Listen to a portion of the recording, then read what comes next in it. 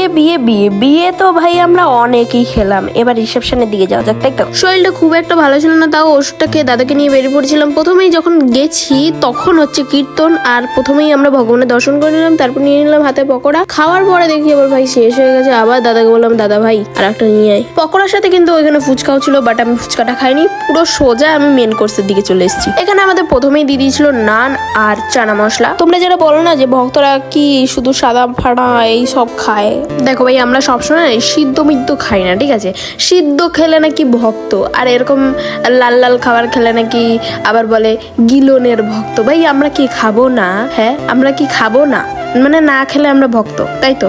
আবার খেলে আবার বলি গিলনের ভক্ত, এটা আবার কোন কথা? তোমরা আমাকে যত যাই বলো না কেন, তোমাদের কথাগুলো আমার হজম হোক আর না হোক, এই শশাটা খেয়ে কিন্তু আমার খাবারগুলো কিন্তু সবই হজম হয়ে যাবে। তোমাদের কথাগুলো না আমাকে একটু সোজা সাপটা বলবে, ঠিক আছে? কারণ আমি তোমাদের ঘোরানো পেঁচানো কথা আমি বুঝতে পারি না। বিষ্ণুভোগ বললেও দোষ, বিরিয়ানি বললেও দোষ। বিষ্ণুভোগ বললে বলে কি এটা বিষ্ণুভোগ কবে দিয়ে হলো, এটা তো বিরিয়ানি।